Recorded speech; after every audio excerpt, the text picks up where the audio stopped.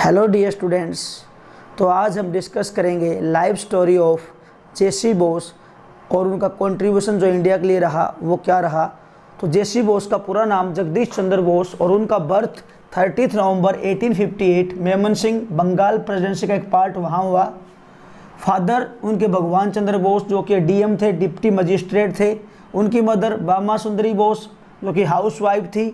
बात आती है उनकी प्राइमरी एजुकेशन की। उन्होंने प्राइमरी एजुकेशन वहाँ के वर्नाकुलर स्कूल से की, क्योंकि उनके फादर चाहते थे कि जेसी बोस अपनी मदर टंग से कनेक्टेड रहे, तो वहाँ से उन्होंने वर्नाकुलर स्कूल से प्राइमरी एजुकेशन की। उसके बाद हेयर स्कूल 1869 में अपर प्राइमरी की वहाँ। उसके बाद वो सेंट जेवियर स्कूल में उन्होंने अपनी स्कूलिंग कंप्लीट कर ली। सेंट जेवियर स्कूल से 1875 में अपनी स्कूलिंग कंप्लीट की। उसके बाद यूनिवर्सिटी ऑफ कलकत्ता में 1879 को वहाँ से बीए की। वहाँ बीए करने के बाद वो यूनिवर्सिटी ऑफ लंदन चले गए, जहाँ से मेडिसिन में उन्होंने बीएससी की 1884 के अंदर।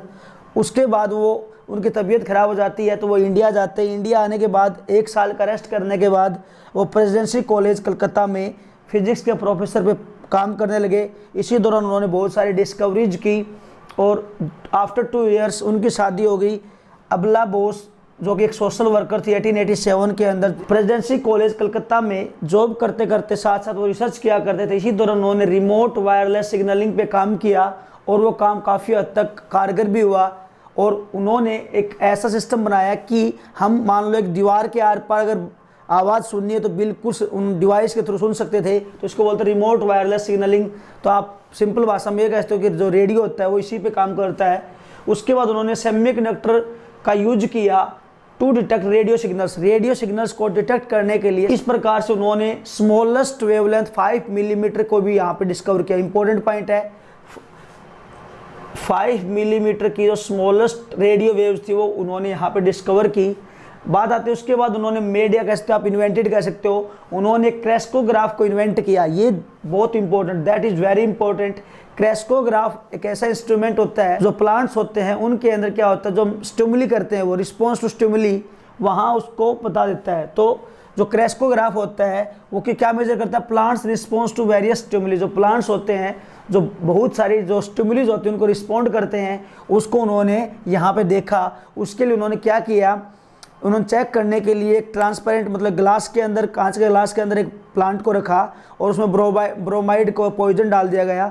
जब ब्रोमाइड का पॉइजन डाला तो कुछ टाइम बाद उन्होंने नोटिस किया कि वहाँ पे जिस तरह हमारे हार्ट बीट काम करती है वैसा उन्होंने नोटिस किया क्रेस्कोग्राफ से कि ऐसे ऐसे एक अचानक बढ़ी फिर धीरे धीरे स्ट्रेट लाइन आ गई। इसका मतलब प्लांट की क्या होगी, डेथ होगी। तो यहाँ से उन्होंने बताया कि जो प्लांट्स होते हैं वो स्टिमुली को रिस्पॉन्स करते हैं। बुक्स की तो बुक्स में लिविंग एंड नॉन लिविंग नाम से बुक लिखी उन्होंने 1902 में। उसके बाद नर्वस मैकेनिज्म ऑफ प्लांट्स 1920 में लिखी। आफ्टर दैट उनके कुछ अचीवमेंट्स एंड रिवॉर्ड्स हैं। फेलो ऑफ रॉयल सोसाइटी का अवार्ड 1920 में मिला। President of the Indian science Congress 1927 में बनाया गया। इंडियन साइंस कांग्रेस ISC का प्रेसिडेंट बनाया गया 1927 में। उन्होंने एक 1917 में बोस इंस्टीट्यूट इन कोलकाता में बोस इंस्टीट्यूट ओपन किया था, एस्टैब्लिश किया था और वहाँ पे एज ए डायरेक्टर काम करते रहे और देश के लिए साइंस की फील्ड में बहुत ज़्यादा योगदान दिया। ऐसे योगदान देते देते 23 नवंबर 1937 को वो दुनिया छोड़कर चले गए। इस प्रकार से हमने अपने देश का एक अमूल्य रत्न खो दिया। लेकिन उनके लिए, उनके इतने अचीवमेंट्स के लिए उनको 7th greatest Bengali of all time का अवार्ड दिया गया 2004 के अंदर।